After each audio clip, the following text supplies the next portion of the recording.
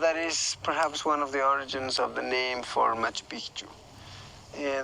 Machu Picchu, as they say, is two Quechua words, which means old mountain, and perhaps more than that, it actually means the old bird, Machu Picchu.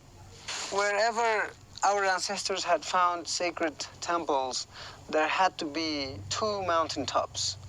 One of the mountain tops is Huayna Picchu, which is young mountain, and Machu Picchu, which is the old mountain. So in one mountain range, if they could find two peaks, that was for them a sacred symbol. Also, it is believed that Machu Picchu was built as a sacred altar for Salcantay. And Apu Salcantay is a mountain spirit that is perhaps the most important in this region. It is hardly accessible, and in the spiritual sense, every medicine man and medicine woman had to journey to this mountain in order to be initiated, in order to be enlightened. And a lot of people have tried to arrive to the summit of this mountain, and many people even haven't returned. So we believe that this mountain is protected. That's why we call it Salca, which means wild mountain. And a way for our ancestors to arrive to its actual essence of what this mountain represented was for them journeying to Machu Picchu, because they would take a trail, what we call an Inca trail, for journeying for a long time, preparing themselves in specific places and arriving into Machu Picchu in pilgrimage. So perhaps this place was also kept in secret because of that, because of being an altar to Salcantay. Also, the belief is that in this place, why the Spaniards never found it, not only because the Incas left it burned, but also because it was built in a strategic point in the mountains where it is almost part of the mountain range, and you can only find it if you're coming through the top of the mountains, like we are now on the top of a mountain. So if you were down in the valley near the river, it is almost impossible that you could have found it, even if you knew that it was going to be around here. So the reason why that was also is because it gives you the feeling that you are a condor. That is why you are always at the top of the mountain.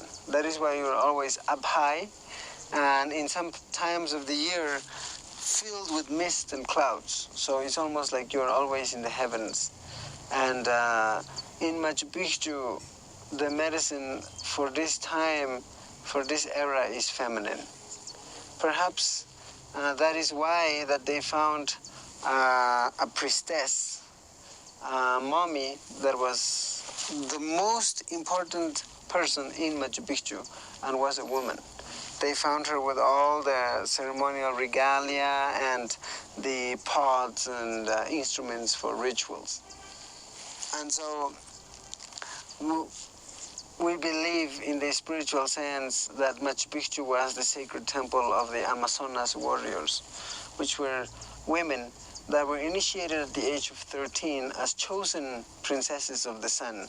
And they were trained physically, spiritually, and emotionally to be the leaders, to be the healers, to be the governors, to be the warriors for the whole Inca civilization.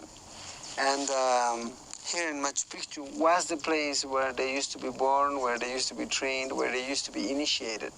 The Amazonas warriors, which were like the CIA of the Inca times, these people were highly trained in all levels. They could put you to sleep just with their thought, is what the legends say. These people were Hatum Munayniuch, as we call. And Hatum means big, and Munayniuch means big love. So these people had a big, big, big heart. If anything they developed very well was their love. And their love for our planet, their love for their path, for the spiritual journey they had, for the Inca civilization, for the Father Sun.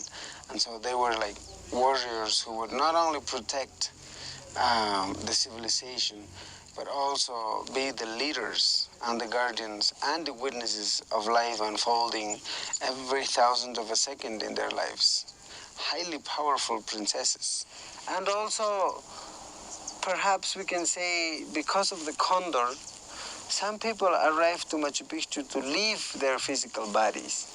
When they were elders, they would journey for many years to this place, and they would arrive here, and with the help of perhaps sacred plants or some transcending meditation, they would leave their physical body, and they would be afterwards mummified, and they were first placed in a condor altar here in Machu Picchu that is in a flying position, and it is facing east. The two meanings that this condor temple has is that our ancestors could be coming from the west and arriving and bringing all the wisdom and all the strength for life to continue, all the sacred knowledges, all the sacred formulas for architecture, engineering, and administration. And the other meaning would be, as it's flying to the east, taking all these beings that have been mummified to the light. Our ancestors used to come to these terraces, and in ceremony they would receive the first light, the first rays of the sun. And the sun for our ancestors represented the physical manifestation of the Father, of God. And nowadays, the only beings that receive in ceremony the sun is the llamas that live here. And these sacred cameloids for us represent service of love. So for those of us who will recognize our symbols and our sacred ancient teachings, we will realize that whenever we see these beings receiving the sun in this way, we are reminded that this day is a day to serve, that this day is a day to be in absolute and unconditional service of love to all our family, to all our community. Grandfather would always say, when you're in the sacred temples, how would you rather be? Would you rather be conscious of the energy? Would you rather be conscious of everything that is happening? Or would you like to be unconscious? And I would say, conscious, grandfather. And he would say, oh boy, you continue limiting yourself. Because when you are conscious, your mind is in charge. And your mind wants to make sense of everything, wants to understand it, wants to limit it in your complete experience. And he would tell me that when you are unconscious to it all, you are completely receiving the magic, because in the unconscious level, all the magic is happening, and your mind, instead of making sense, it loses sense of it all. And then you are completely open to receive all the energy, all the magic, all the healing that can happen. When we talk about our mountain spirits, when we talk about God, transcends gender, really. And like ourselves, in essence, we are not a man or a woman. Our soul, our spirit transcends that. Though we are coming into this physical temple, we are coming into this sacred planet as a man or a woman for a reason. And that is why we need to consider ourselves, our bodies, as sacred temples. And oftentimes, in most places I have heard the weak gender or the weak sex when they're speaking of a woman. And the first thing I ask them is, well, talking about a weak sex or talking about a weak gender, how does a woman give birth? Just that even. And us as a man, would we be able to support so much pain and so much suffering to the point that a woman can give her life for the life of another child? And that is the offering of Mother Earth. That is perhaps why when we talk about Pachamama here, when a girl is born, the moment she's a girl at birth, she represents Mother Earth. And in essence, all women represent Pachamama, and that's how sacred you are as women. And in our traditions, there had to be a delicate and specific care for all the girls that were growing.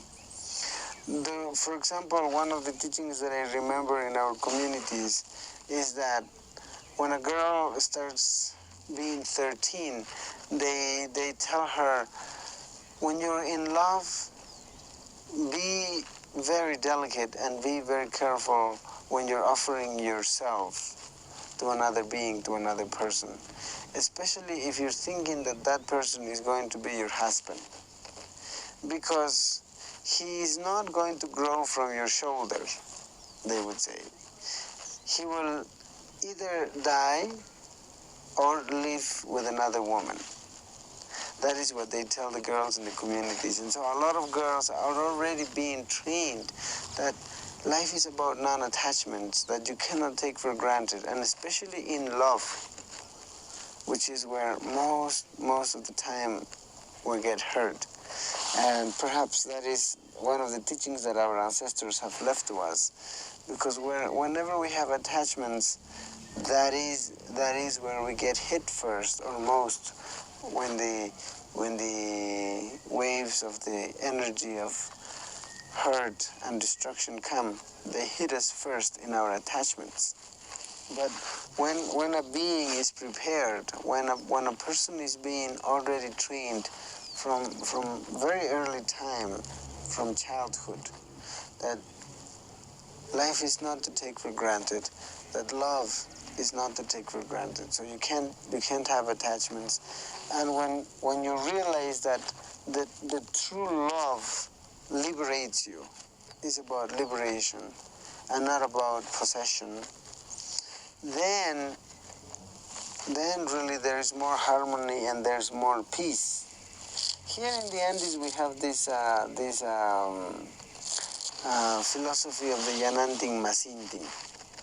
Yananting is a connection, is a unity of two beings that can be together, and it can be of the same gender, it can be of opposite genders. It is not necessarily a relationship of love.